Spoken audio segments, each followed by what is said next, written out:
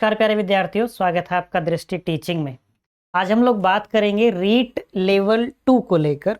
हमने पहले रीट की सामान्य जानकारी पहले ले ली थी कि रीट की परीक्षा होती क्या है, इस परीक्षा की क्या योजना, क्या पद्धति है।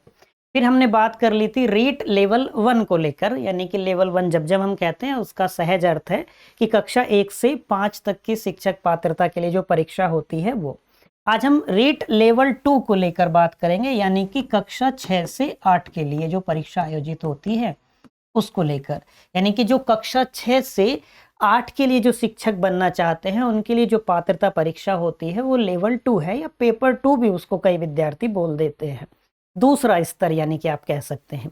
इसकी हमने शैक्षणिक योग्यताओं को लेकर बात की थी, तो लेवल 1 और लेवल 2 दोनों अलग अलग हैं। ये आपको याद आएगा पहले से ही कि लेवल 1 में आप कक्षा 12 को उत्तीर्ण करने के बाद में यदि 2 वर्षीय डिप्लोमा किया है तो आप उस परीक्षा यानी कि लेवल 1 की परीक्षा के लिए अर्हता रखते हैं, शैक्षणिक योग्यता आपकी है। जब लेवल 2 की बात आती है तो इसमें स्नातक पर ध्यान देना है कि इसमें स्नातक शामिल हो जाता है।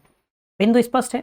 हमने उस समय भी बात की थी कि जैसे हम उत्तर प्रदेश जैसे राज्य के बारे में बात करेंगे तो वहां कक्षा 1 से 8 तक के लिए पात्र हो जाता है, क्योंकि वो ग्रेजुएशन के बाद ही डीएलएड के लिए कहता है।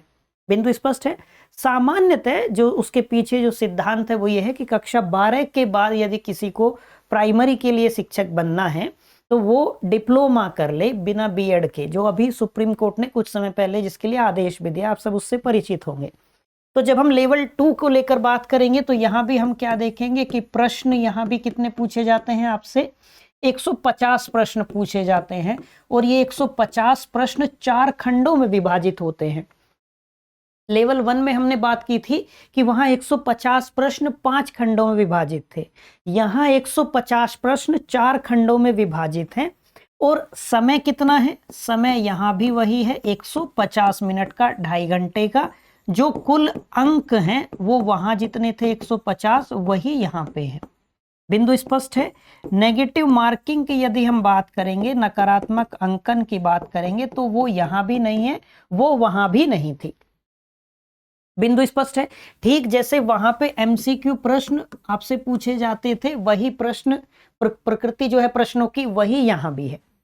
बिंदु स्पष्ट है। यहां तक का ये सामान्य जानकारी, ये पूर्व ज्ञान का उपयोग हमने किया जितनी जानकारी हमें पहले से है। अब हम बात करते हैं इस परीक्षा के पाठ्यक्रम को लेकर। तो जैसा हमने लेवल 1 में विस्तार से जब पाठ्यक्रम को लेकर बात की, एक एक खंड को लेकर बात की, वही प्रकार से हम बात करेंगे। मैं ये उम्मीद करता हूं कि आपने एक तो जो सामान्य जनरल इंफॉर्मेशन वाली, सामान्य जानकारी वाली जो कक्षा थी हमारी रीट को लेकर, जिसमें लेवल 1 लेवल 2 वो बात की थी हमने, वो आपने कक्षा देखी होगी। फिर जो हमने लेवल 1 वाली बात की थी वो भी कक्षा आपने देखी होगी, नहीं देखी होगी तो उसको भी देख लेना, क्योंकि जो यहाँ पे जो पहला खंड है उसका पाठ्यक्रम, मैंने उस समय भी यही बात आपसे कही थी कि उसका जो पाठ्यक्रम है वही लेवल 2 का भी है। बात समझ पा रहे? मैंने उस समय उदाहरण आपको दिया था, जैसे आप सीटेट में देखते हैं जो सीडीपी का लेवल 1 में पेपर 1 में पाठ्यक्रम है, ठीक वही पाठ्यक्रम पेपर 2 में भी है। बात समझ पा रहे हैं? तो पुनः उस पूरी प्रक्रिया की पुनरावृत्ति करना, समय को व्यर्थ करना होगा। तो जैसे हम केवल नाम लिख लेते हैं कि खंड 1 लेवल 1 में भी क्या था, बाल विकास एवं शिक्षण विधियां।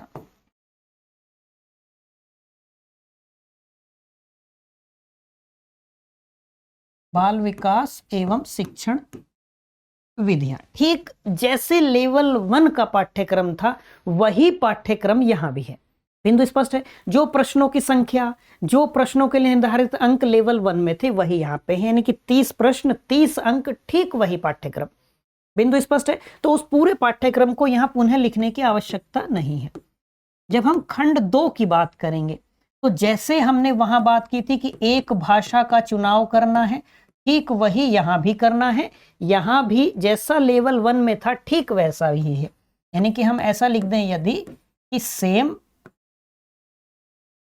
लेवल 1, ठीक है। यहां भी हम लिख देते हैं कि सेम लेवल 1,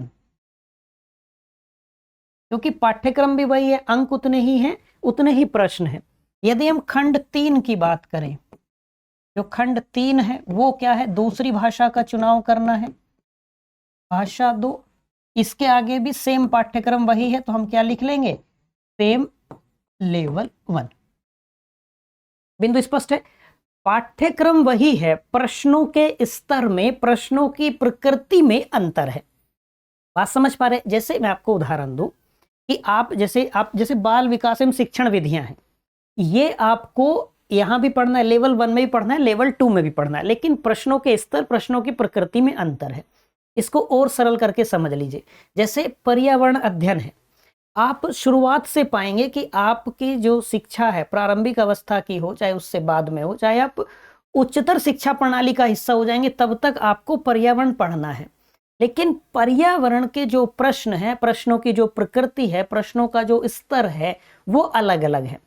और सरल शब्दों में समझाने का प्रयास करूं तो आप देखेंगे कि यदि कोई कक्षा 12 के बाद में कोई परीक्षा आयोजित होती है, कोई प्रतियोगी परीक्षा आयोजित होती है, कक्षा 12 के बाद में सरकारी नौकरी के लिए कोई परीक्षा होती है, उसमें एनवायरमेंट लगा हुआ है पाठ्यक्रम में। और यूपीएससी के लिए, आईएएस के लिए जो परीक्षा आयोजित होती है, उसमें भी पर्यावरण को पढ़ना है। क्या दोनों के प्रश्नों की प्रकृति एक जैसी होगी? क्या दोनों के लिए अधिगम करना जो स्तर होगा वो एक जैसा होगा? दोनों अलग अलग होंगे। बात समझ पा रहे हैं? यही ऐसा ही अंतर आप मानेंगे लेवल 1 और लेवल 2 में। जो लेवल 2 में है वो थोड़ा सा समझ बूझ की तरफ आपको अधिक ले जाता है। प्रश्नों का बौद्धिक स्तर यदि आप देखेंगे कि प्रश्नों के अनुसार जो बौद्धिक स्तर की आवश्यकता है थोड़ा सा अधिक है, थोड़े से और विश्लेषण परक प्रश्न हो जाते हैं, थोड़ा सा प्रश्नों की जो प्रकृति है और कठिन हो जाती है। बिंदु स्पष्ट है? यहां तक का वो अंतर रहेगा, बाकी पाठ्यक्रम वही है। जब हम खंड 4 की बात करेंगे, इसमें 4 ही खंड हैं, ये हमने पहले भी बात की है। इस चौथे खंड में आपसे यदि आप देखें कि हमने ए और बी की बात की थी, तो ए में क्या था कि जो गणित और विज्ञान के शिक्षक हेतु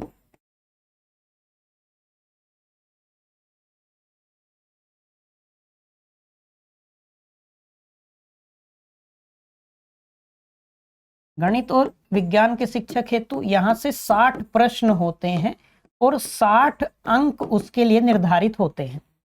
बिंदु स्पष्ट एकदम सहजता के साथ में। दूसरा हमने देखा था कि जो गणित और विज्ञान का नहीं, मान लीजिए सामाजिक अध्ययन का शिक्षक बनना चाहता है, तो हम कहेंगे सामाजिक अध्ययन के शिक्षक हेतु यहां क्या 60 प्रश्न और 60 अंक उसके लिए निर्धारित है। ये अलग हो गई दोनों चीजें, तो या तो ये या ये।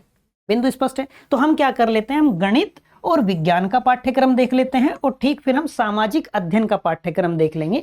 बाकी ऊपर के जो तीनों खंड थे उनका पाठ्यक्रम वही है। बाल विकास एवं शिक्षण विधियों का पाठ्यक्रम वही है। भाषा दोनों के लिए खंड 2 खंड 3 में जो भाषा का चुनाव आपको करना है वो भी पाठ्यक्रम ठीक वैसा ही है। बिंदु एकदम स्पष्ट होगा सहजता के साथ में। चलिए अब हम बात कर लेते हैं, जैसे हम पहले बात कर लें गणित को लेकर कि गणित का क्या पाठ्यक्रम रहेगा। थोड़ा सा जैसे मैंने कहा प्रश्नों की जो प्रकृति है वो थोड़ी बदलेगी, इसमें और स्तर बढ़ जाएगा, प्रश्नों को पूछने का स्तर बढ़ जाएगा, प्रश्न थोड़े से कठिन हो जाएंगे। बिंदु एकदम स्पष्ट सहजता के साथ में। तो हम इसमें कौन कौन से बिंदु देखेंगे, क्या क्या आपको पढ़ना आवश्यक होता है। जैसे आपको घातांक, घातांक के प्रश्नों को हल करना, उनको समझना। हम कहें व्यंजक, व्यंजक के प्रश्नों को आपको समझना है। गुणनखंड, गुणनखंड के प्रश्नों को, समीकरण, समीकरण के प्रश्नों को, वर्ग और वर्गमूल,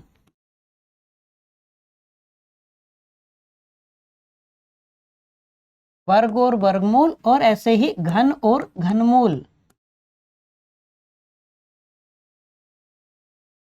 घन और घनमूल। ये बिंदु आपको पढ़ने हैं, इन बिंदुओं पर आपको अभ्यास करना है प्रश्नों का।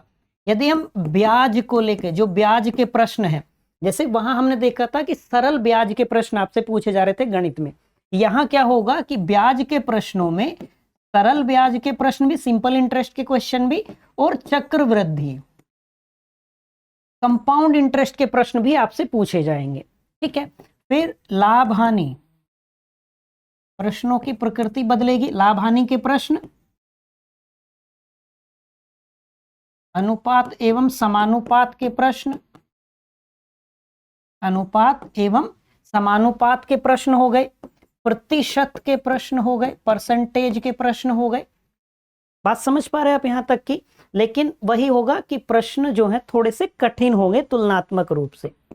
बात समझ पाए? रेखा और कोण वाले प्रश्न, रेखा तथा कोण के प्रश्न हो गए, या जो आकृतियों वाले प्रश्न हो गए,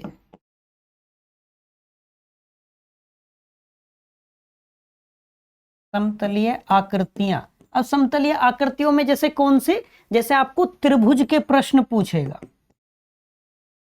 त्रिभुज के प्रश्न आपको आने चाहिए, आपको चतुर्भुज के प्रश्न पूछे जाएंगे, आपसे बहुभुज के प्रश्न पूछे जाएंगे, बहुभुज के प्रश्न आपसे पूछे जाएंगे, आपसे जो समतलीय आकृतियों का क्षेत्रफल है,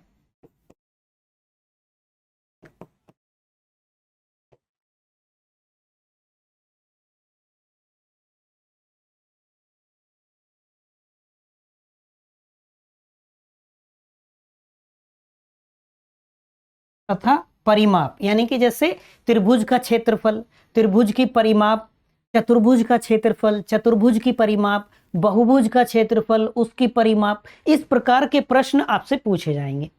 बिंदु स्पष्ट हो गया? ऐसे ही जो पृष्ठीय क्षेत्रफल तथा आयतन वाले प्रश्न हो गए,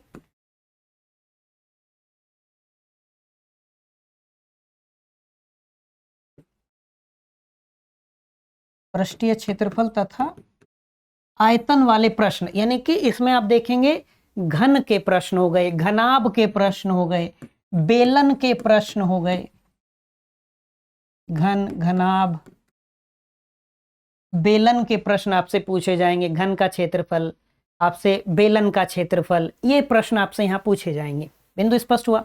फिर आपसे प्रायिकता,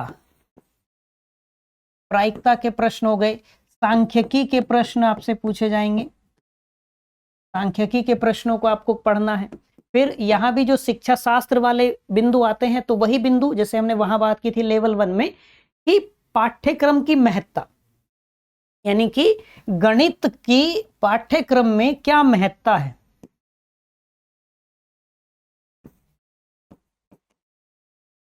पाठ्यक्रम में गणित की महत्ता या गणित की प्रकृति,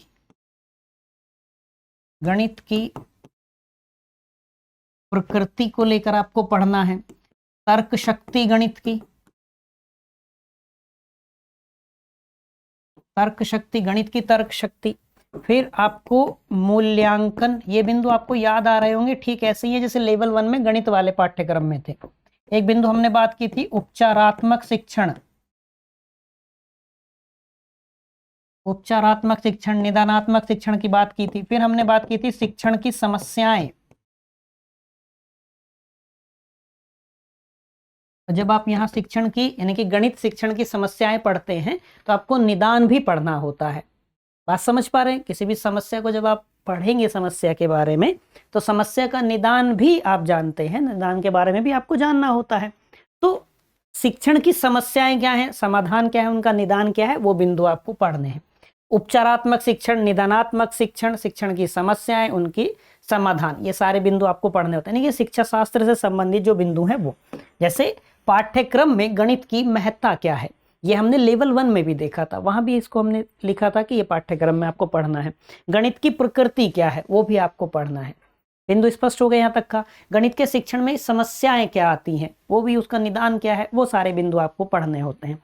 तो ये गणित वाला पाठ्यक्रम है। जब आप लेवल 2 की बात करेंगे तो लेवल 2 में जो गणित का पाठ्यक्रम है वो गणित के शिक्षकों बनने के लिए।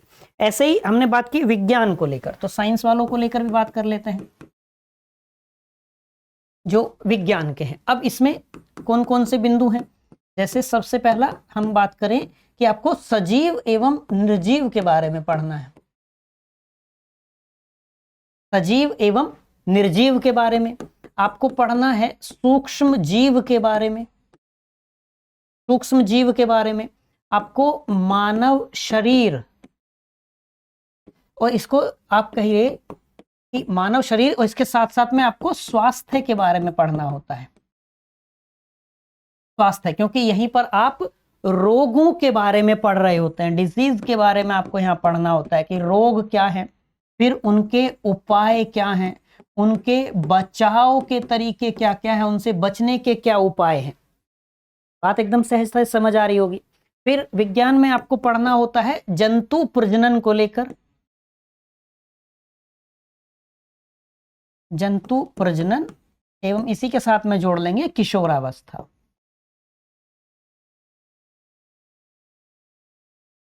किशोरावस्था, बात समझ पा रहे हैं? ये बिंदु आपको पढ़ने होते हैं। फिर ऐसे ही जब आप आएंगे फिजिक्स की तरफ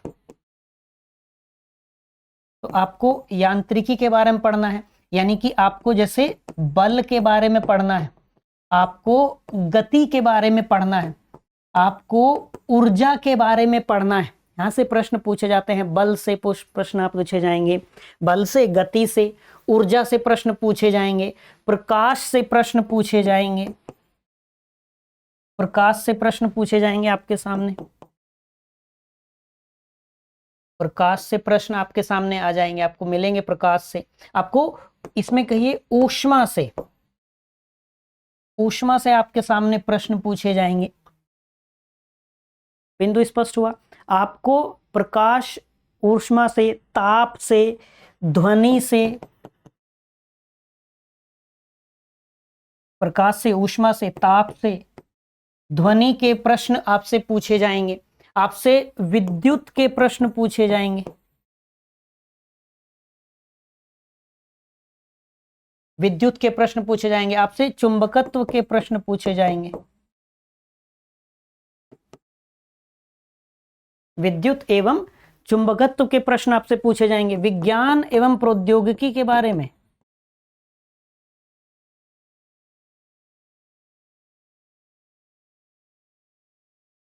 विज्ञान एवं प्रौद्योगिकी के बारे में आपको पढ़ना है। आपको सौर मंडल के बारे में, सौर मंडल के बारे में पढ़ना है, पदार्थ के बारे में पढ़ना है, और इसमें विशेष रूप से ध्यान देना है आपको कि पदार्थ की संरचना को लेकर आपको पढ़ना है। आपको रासायनिक पदार्थ के बारे में, रासायनिक पदार्थ के बारे में आपको पढ़ना है। आपको कृषि प्रबंधन, कृषि प्रबंधन के बारे में पढ़ना है आपको। इसमें एक बिंदु है विज्ञान की संरचना एवं प्रकृति, विज्ञान की संरचना एवं प्रकृति के बारे में पढ़ना होता है। आप इनोवेशन के बारे में पढ़ेंगे, यानी आप नवाचार के बारे में पढ़ना होता है।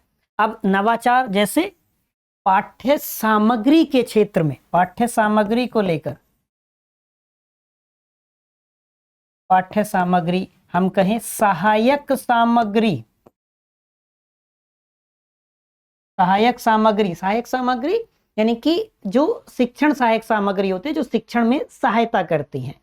बात समझ पाए? जैसे आप देखते होंगे शिक्षक कक्षा में ग्राफ दिखा दिया, कोई नक्शा दिखाया, किसी चार्ट का प्रयोग किया, वो क्या है? जिससे विद्यार्थियों को अधिगम में सहायता मिल रही हो। बात समझ पा रहे हैं आप यहां तक की? तो वो उन नवाचार के बारे में हमें पढ़ना है, पाठ्य सामग्री, सहायक सामग्री के बारे में। फिर हमें इसमें पढ़ना होता है वही उपचारात्मक शिक्षण, जो रेमेडियल टीचिंग की बात हमने की थी, ठीक है। फिर जो शिक्षण की समस्याएं हैं, मूल्यांकन, मूल्यांकन की जो समस्याएं हैं, वो सारे बिंदु यहां भी पढ़ने होते हैं। बिंदु स्पष्ट हो गया? आप देखेंगे कुछ बिंदु जैसे पदार्थ वाला बिंदु है, यही बिंदु जो सीटेट वाले विद्यार्थी हैं उनको भी पढ़ना होता है। बात समझ पा रहे हैं आप यहां तक की? तो ये जो विज्ञान के शिक्षक को बनना चाहते हैं उनके लिए जो पाठ्यक्रम निर्धारित है, ये उसकी बात हो गई। तो गणित और विज्ञान के पाठ्यक्रम को लेकर हमने बात की। हम यदि सामाजिक अध्ययन को लेकर बात करें,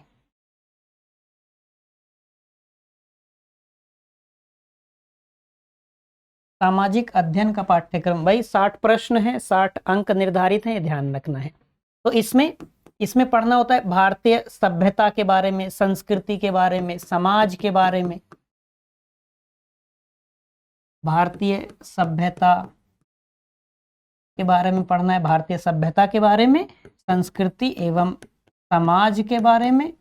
फिर इतिहास में चले जाएंगे तो मौर्य तथा गुप्त साम्राज्य को लेकर,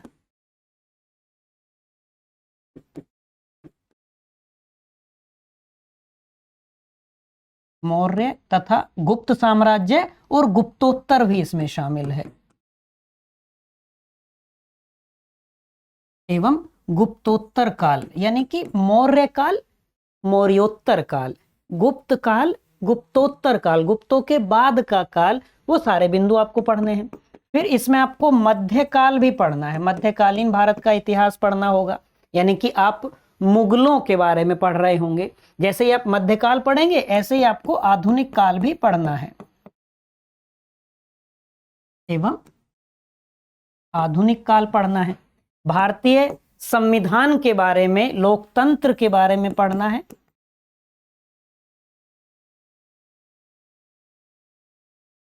संविधान एवं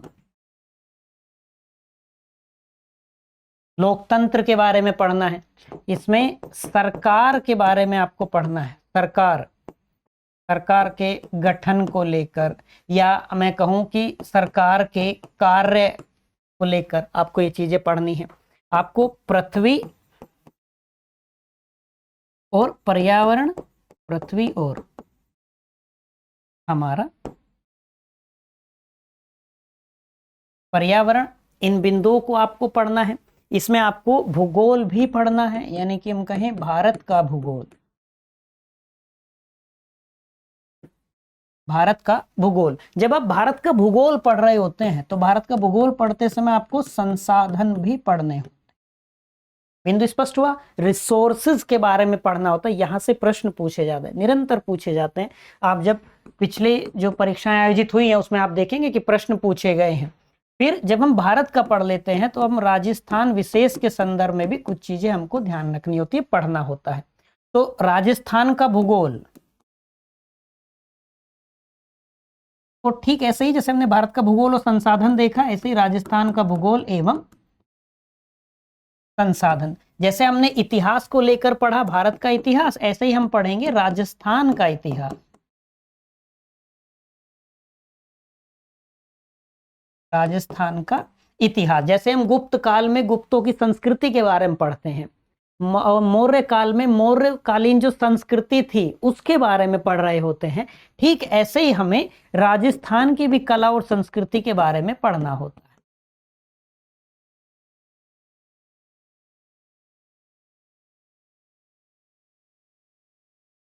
राजस्थान की कला व संस्कृति, जैसे आप गुप्त काल की कला और संस्कृति के बारे में पढ़ेंगे, मौर्य काल की कला और संस्कृति के बारे में पढ़ेंगे, ठीक इसी प्रकार से जो राजस्थान का इतिहास है वो पढ़ते समय राजस्थान का इतिहास, राजस्थान की कला और संस्कृति कैसी रही है, कैसी है, उसके बारे में आपको पढ़ना होता है। बिंदु स्पष्ट है? फिर कुछ आपको अंत में इसमें जो शिक्षा शास्त्रीय मुद्दे हैं, जो पेडागोजिकल इश्यूज हैं, उनके बारे में पढ़ना होता है।